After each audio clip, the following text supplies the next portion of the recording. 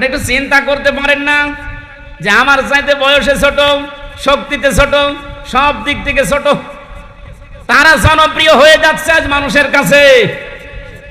তাদের আচার ব্যবহার, তাদের চরিত্র, তাদের অ্যাক্টিভিটিস, কাজকর্ম, তারা যা যা করে মানুষ আজ তাদেরকে অ্যাকসেপ্ট করে, গ্রহণ করে নেয়, তাদেরকে ভালোবাসে। আর আমি এত পুরাতন মানুষ, আমাদেরকে দেখলেই মানুষ খালি সাদাবাজ বলে।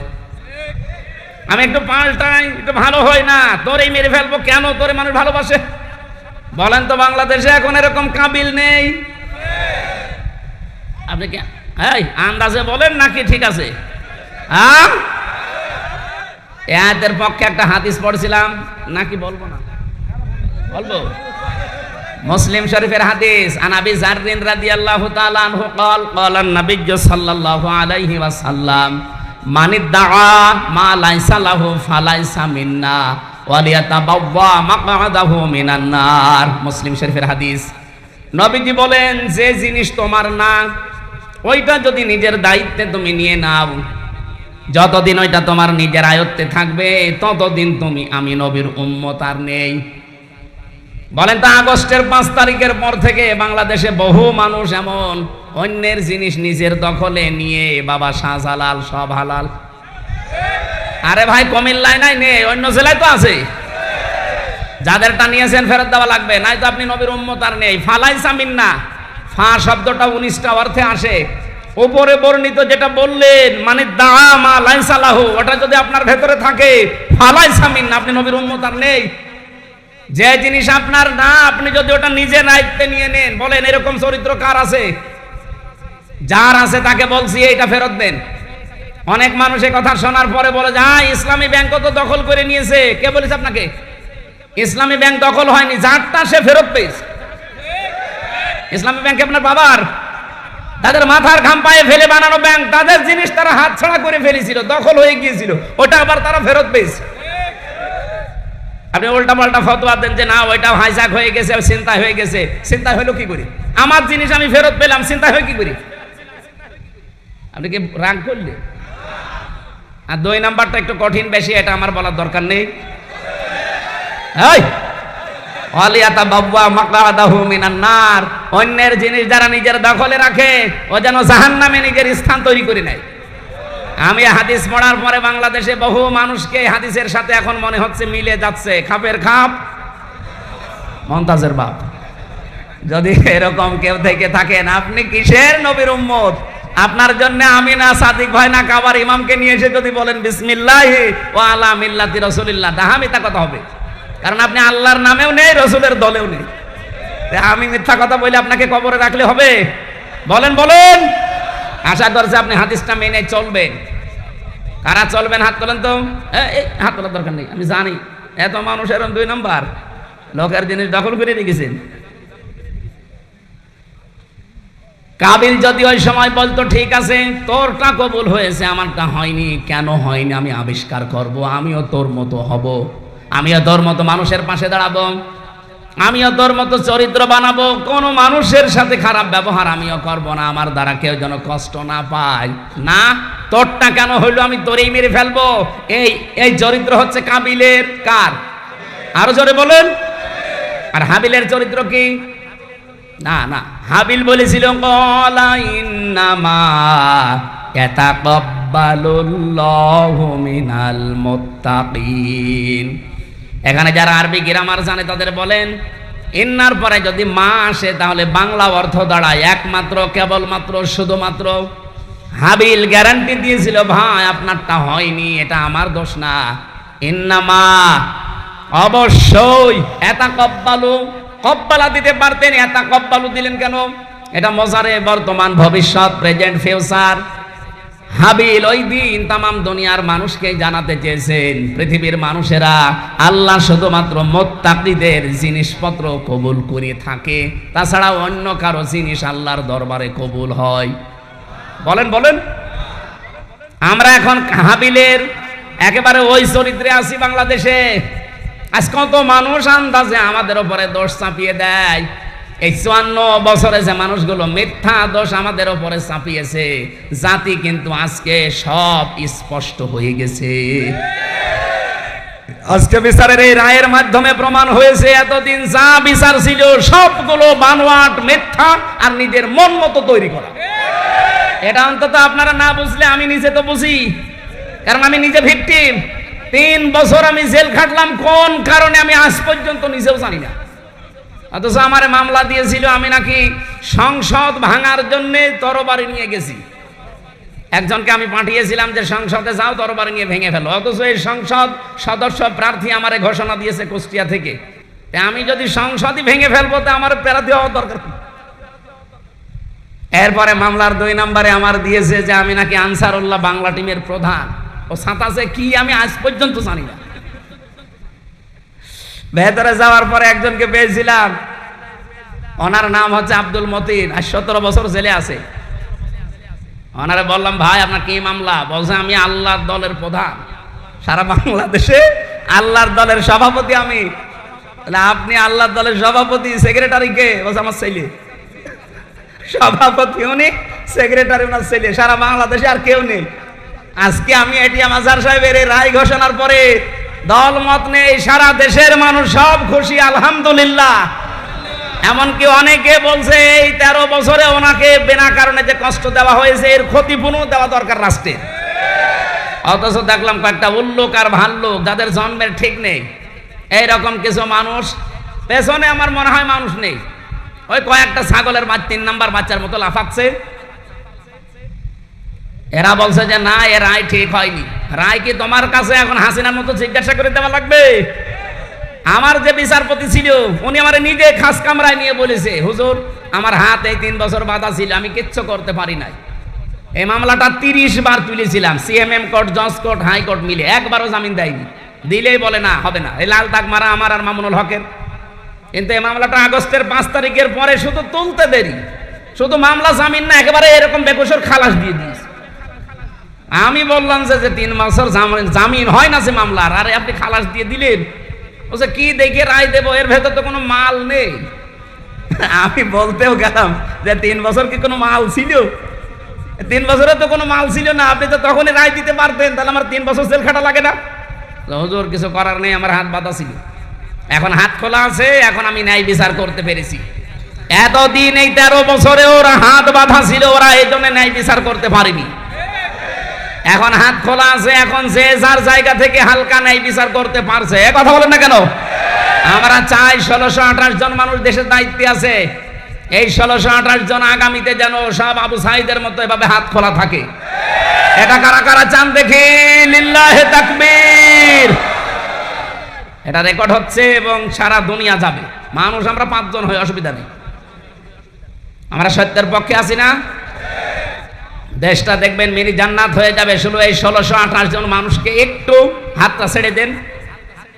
আমি নিজে দেখেছি, শুধু হাসিনা বাদ দিয়ে সবার হাত বাঁধা ছিল, এমনকি কাওয়া কাকু এও হাত বাঁধা ছিল। ও আপার কথা ছাড়া এক চুলো নড়ার ক্ষমতা নেই। ওই যে যেটা চট্টগ্রামের হাসাও তো মানুষকে হাসাতো, হাসাও মাহমুদ, ওইটারও হাত বাঁধা, ওরা যা বলতো ও তাই বলতো। এই জন্য হাত যেহেতু একজনের খোলা ছিল, এই জন্য ন্যায় বিচারের তুলনায় আমরা সব অবিচার পেয়েছি। অন্যেরটা বলবো কেন, আমার নিজেরটাই বলছি। আমি নিজে যেহেতু ভিকটিম, আমারটাই বললাম। এরকম অবিচার আমরা আর সামনে দেখতে চাই না। ওলট পালট দোষ দিয়ে ওই হাবিলের মতো যে তোরে কেন মানুষ ভালোবাসে, তোরেই মেরে ফেলবে, এই কথা এখন আর জাতি খাবে? বলেন বলেন। কিছু উঠলে আপনারা যে খালি 71, 47, 52 এই তুলে নিয়ে আসেন, কেন 24 নিয়ে আসতে পারেন না? আমি 71-এর সাথেও পরিচিত না, কারণ আমার এখন 33 বছর। আমি 52-এর সাথেও পরিচিত না, আমার 47-এর সাথে পরিচয় হয়নি, পরিচয় আছে 24-এর সাথে। এই দেশ যেহেতু 24, এই জন্য 24 অনুযায়ী দেশ চলবে। আজকে 27 তারিখ, আর মাত্র 13 দিন পরে জুলাই বিপ্লবের ঘোষণাপত্র প্রকাশ করা হবে, কথা দিয়েছে সরকার। আমরা চাই জুলাই বিপ্লবের যে ঘোষণাপত্র ওইটা দিয়ে দেশ চলবে। কথা বলে না কেন? এই জন্যই তো এত হুলস্থুল হচ্ছে। এই যে সমস্যাগুলো এমনি দেখা দিচ্ছে না, এই কারণে, কারণ ওরা জানে যে এই 10 তারিখে জুন মাসে ওটা ঘোষণাপত্র আসবে, আগের যে সংবিধান এমনিতেই বাতিল হয়ে যাবে। আর ওইটা বাতিল হয়ে গেলে এখন যিনি আছেন চুপ্পু মিয়া, চুপ্পু শেষ, কারণ উনি অবৈধ হয়ে যাবে। নতুন করে এই দেশের রাষ্ট্রপতি নতুন তৈরি হবে জুলাই বিপ্লবের ঘোষণাপত্র অনুযায়ী। এই দেশটা আবার দাঁড়িয়ে যাবে আমার বিশ্বাস। আমাদের বিশ্বাস হয় না? আরে মালয়েশিয়া দাঁড়িয়ে গেল 2004 সালের পর থেকে, সিঙ্গাপুর দাঁড়িয়ে গেল, দুবাই দাঁড়িয়ে গেল, এই সমস্ত দেশগুলো দাঁড়িয়ে যায়, আমরা দাঁড়াতে পারি না। আমি আজকে একটা রিপোর্ট পেয়েছি, যত টাকা পাচার হয়েছে এই 16 বছরে, এই টাকাগুলো যদি পাচার না হতো বাংলাদেশে 36টা পদ্মা সেতু বানানো যেত। মেট্রো রেল 430টা মেট্রো রেল বানানো যেত বাংলাদেশে টাকাগুলো থাকলে। এত ঋণের বোঝা দিয়ে উনি এখন চা খাচ্ছে, আর মাঝে মাঝে চিন্তা করছে যে আমি শর্ট করে ঢুকে পড়বো। আপনি শর্ট করে ঢুকে পড়বেন কি করে? যাদের আশায় আসবেন তারাই তো একটা একটা করে হাওয়া হয়ে যাচ্ছে। আমরা এখন হাবিলের ভূমিকায় আছি ভাই।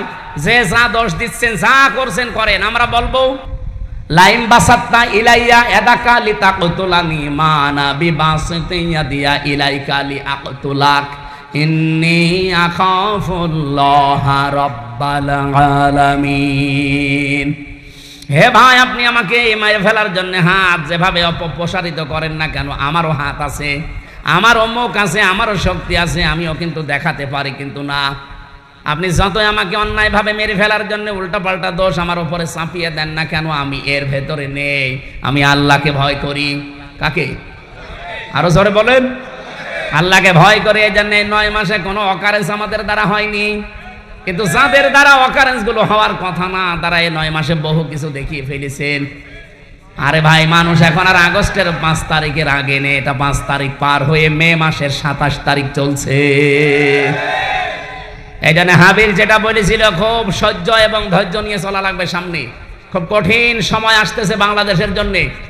আল্লাহ রাব্বুল আলামিন এই দেশকে শুধু আমেরিকা, রাশিয়া, চীন, ভারত আর তুরস্ক আর পাকিস্তানের দিকে তাকিয়ে থাকলে হবে না। আমাদের নিরাপত্তা আমাদের তৈরি করা লাগবে।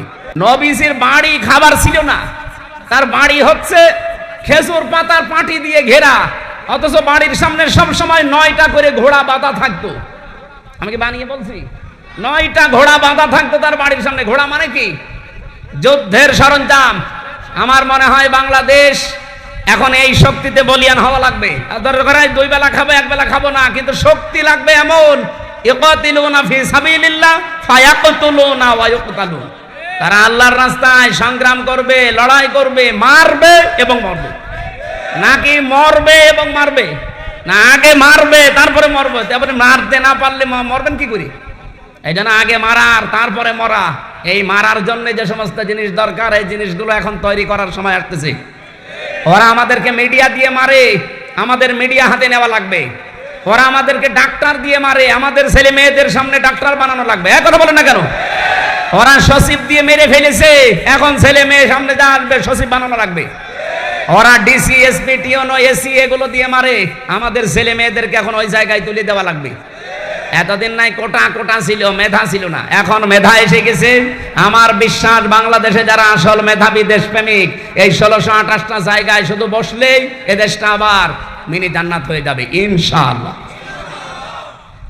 আল্লাহ রাব্বুল আলামিন, আমি ওই আয়াতটাই পড়েছিলাম আপনাদের সামনে, ফিহি আয়াতুম বাজ্জিনাতুম মাকামু ইব্রাহিম।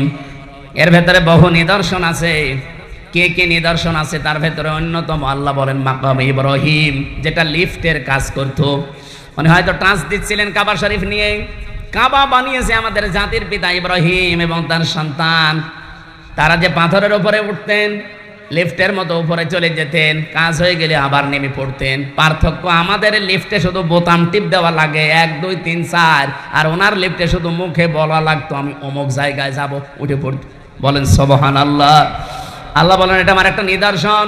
অমান দাখলাহু কানা আমিনা, কেউ যদি কাবায় প্রবেশ করে আল্লাহ বলেন তাকে নিরাপত্তা দেওয়া হয়। কে বলছেন?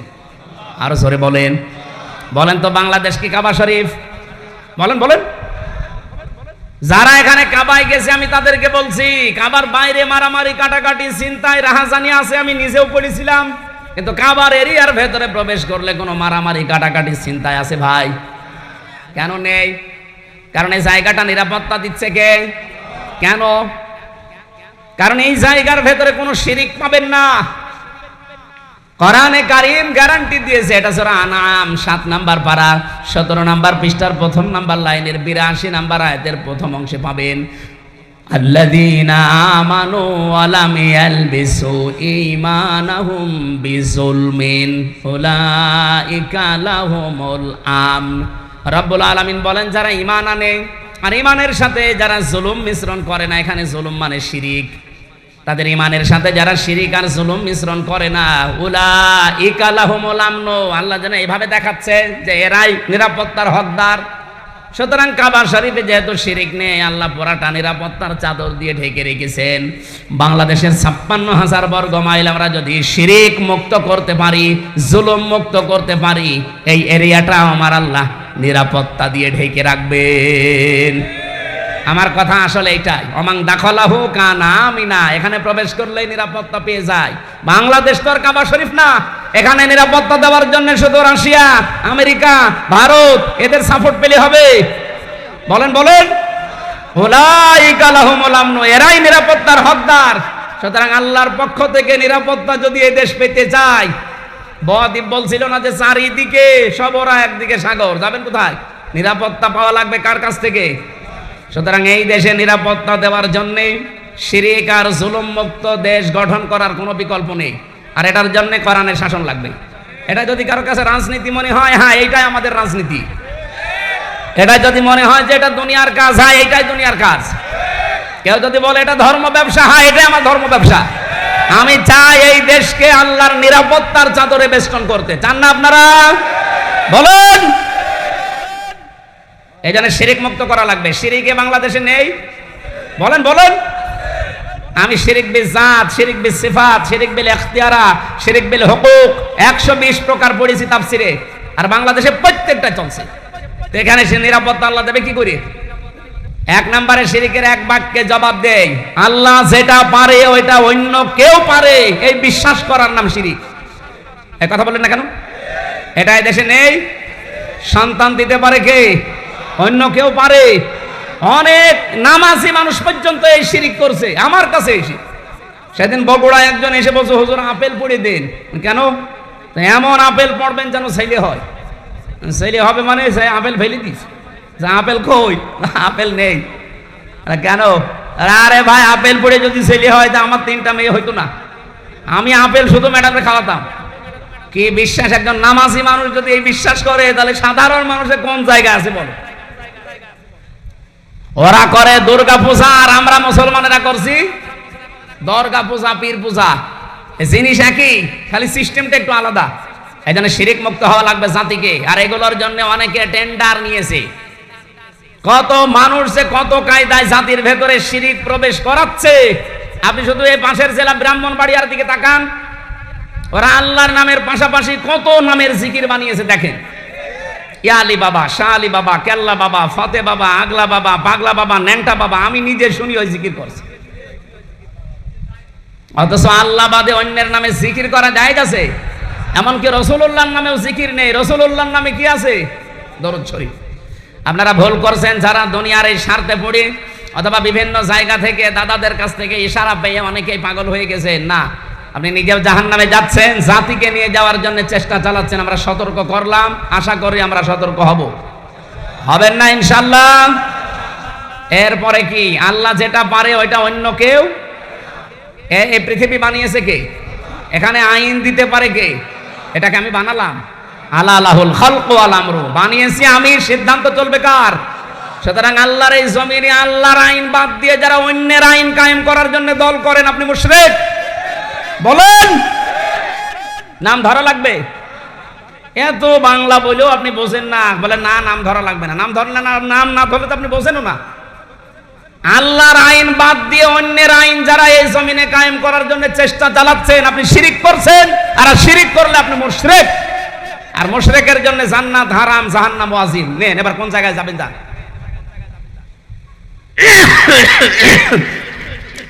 আলিল্লাহ।